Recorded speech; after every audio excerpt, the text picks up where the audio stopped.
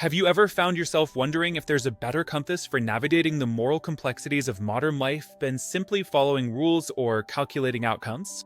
Perhaps you've noticed how our discussions about ethics often get reduced to either rigid commandments or cold calculations of utility. But what if there's a more human approach to living well, one that focuses not on what we do in isolated moments, but on who we become over a lifetime? Welcome to today's exploration of virtue ethics and its surprising relevance to our 21st century lives. I'm going to take you on a journey through this ancient philosophical tradition that focuses not on following abstract rules, but on developing excellent character traits. It's a perspective that might just transform how you think about your daily choices and long-term aspirations. What makes this approach so compelling is that, unlike many ethical frameworks that tell us what to do, virtue ethics asks us who we want to be. And in our age of constant distraction and instant gratification, this question has never been more important. Let's begin with what virtue ethics actually is.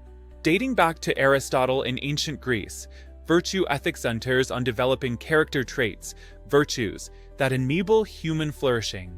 Unlike consequentialist ethics, which judges actions by their outcomes, or deontological ethics, which focuses on duties and rules, virtue ethics asks, what kind of person should I become?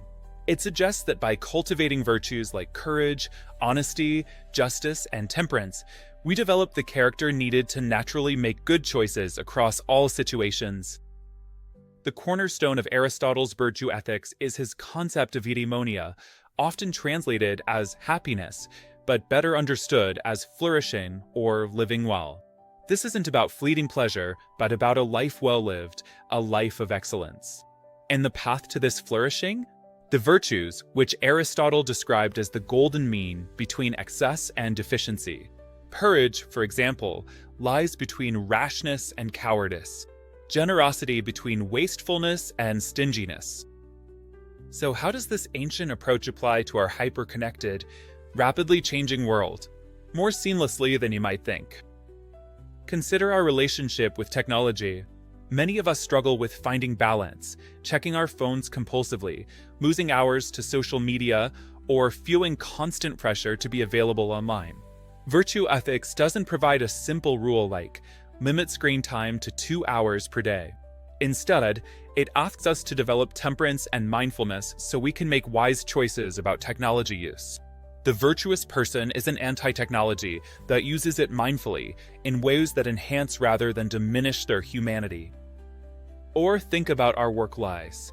In a culture obsessed with productivity and success, virtue ethics reminds us that meaningful work isn't just about what we accomplish, but about how we develop through our labor. Are we becoming more patient, more skilled, more collaborative? Are we exercising practical wisdom in navigating workplace challenges?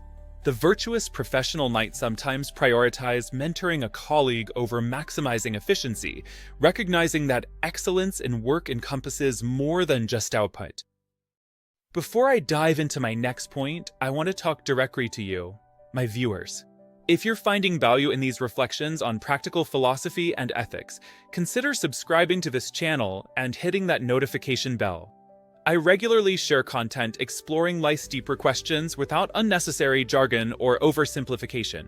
Your subscription helps make these conversations possible, and I'd love to have you join our growing community of thoughtful individuals.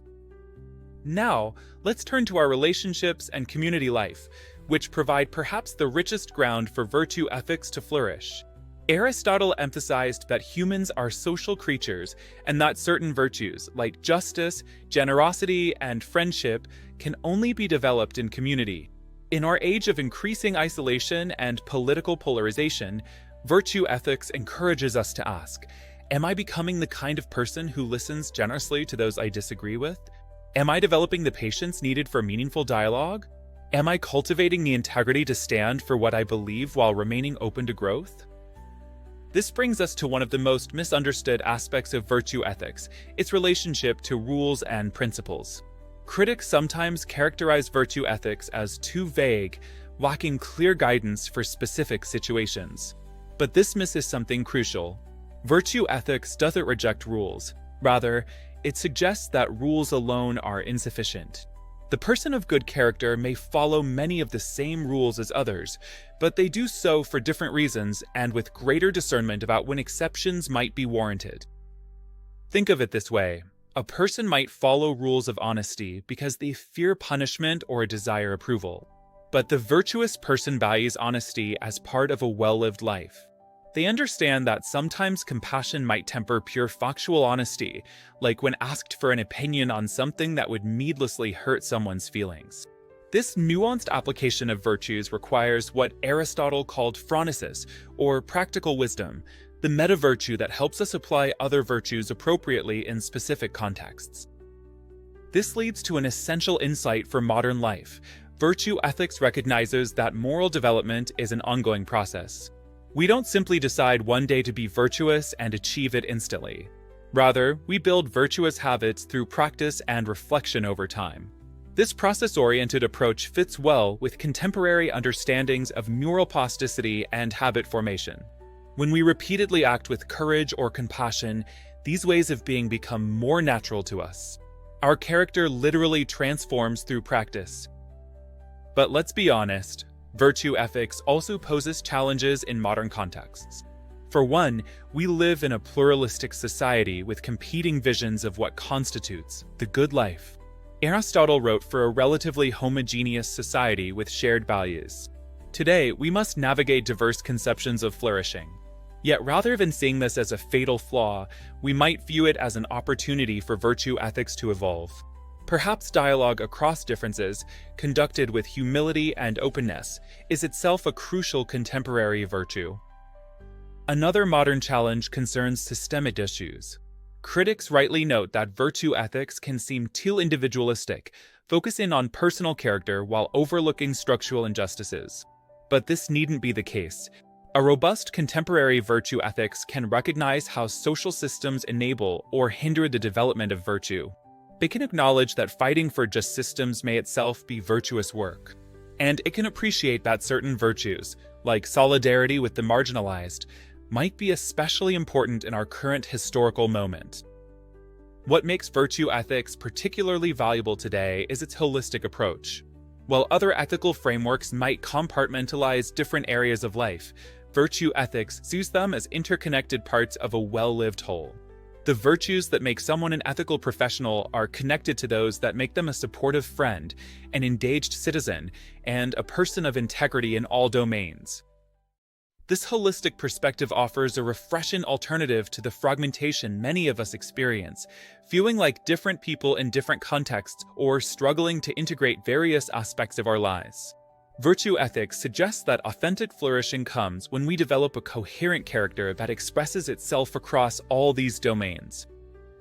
As we wrap up, I want to emphasize that embracing virtue ethics doesn't require rejecting other ethical approaches entirely. Sometimes calculating consequences matters. Sometimes following clear moral rules is important. That virtue ethics reminds us that beneath these considerations lies something more fundamental, the kind of people we are becoming through our choices. So I leave you with this question. What virtues might you need to cultivate to flourish in your particular circumstances? Perhaps it's courage to speak truth to power, or temperance in managing your resources, or justice in your relationships with others. Whatever virtues call to you, remember that their development is a lifetime journey, one that transforms not just what you do, but who you are. If you found this exploration of virtue ethics valuable, please hit that like button and subscribe if you haven't already. I'd love to hear your thoughts in the comments below. How do you see virtue ethics applying to your own life? What virtues do you find most challenging to develop in our modern context? Your perspectives enrich this conversation, so please share them. And don't forget to check the description of this video for ways to support the channel and resources for learning more about virtue ethics.